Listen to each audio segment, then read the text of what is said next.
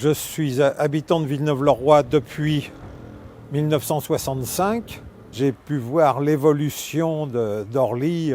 On aurait pu penser qu'il y aurait eu un allègement du trafic aérien pour réduire les nuisances qui sont difficilement vivables au quotidien. C'est très gênant et les avions, c'est un bruit intense, notamment au décollage. C'est pas normal du tout d'avoir des avions sur Villeneuve, entre autres, dans une zone où il y a beaucoup d'habitations.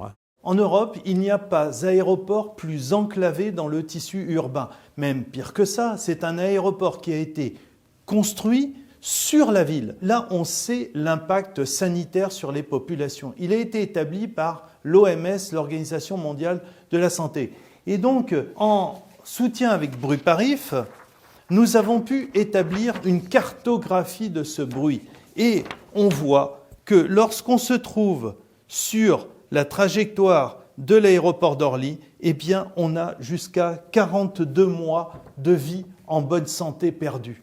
Donc ça, c'est un élément assez fondamental parce que maintenant, les choses sont quantifiées. Il y a aussi l'impact sur l'urbanisme et c'est la double peine. Il y a une dévalorisation des biens à travers ce qu'on appelle le PEB, le plan d'exposition au bruit. C'est tout simplement un dispositif qui est plaqué sur l'environnement de l'aéroport et qui empêche les habitants de venir s'installer sous les avions. Alors, on le comprend bien quand on crée un aéroport ex nihilo, à partir de rien. Mais lorsque les habitants sont déjà là, à ce moment-là, ça vient paupériser ces populations. Et lorsqu'aujourd'hui, dans l'actualité, à travers le PPBE, un autre sigle un peu compliqué, c'est-à-dire des révisions qui sont attendues, certains parlent d'extension du plan d'exposition au bruit, c'est-à-dire de ces contraintes d'urbanisme, c'est-à-dire de cette paupérisation,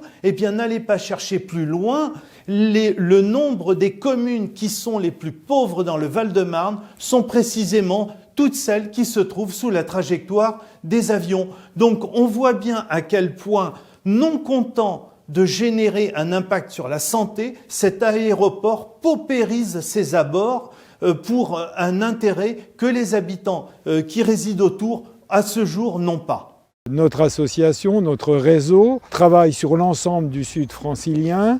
251 communes sont survolées à moins de 3000 mètres d'altitude. Donc notre objectif, à travers la campagne que nous menons actuellement, c'est de faire prendre conscience, enfin, j'allais dire, de la part de la DGAC, de la part d'ADP, que le problème du survol des avions n'est plus seulement un problème de gêne, mais bien un problème de santé publique. Tous les rapports qui viennent nous parvenir, et en particulier le rapport de l'étude Débat, met bien en évidence la relation incontestable entre le survol et la santé publique. On pourrait penser en première analyse que cette santé publique est plus menacée seulement dans les communes totalement voisines de la plateforme. En réalité, le problème est beaucoup plus large parce que, par exemple, cette étude met en évidence que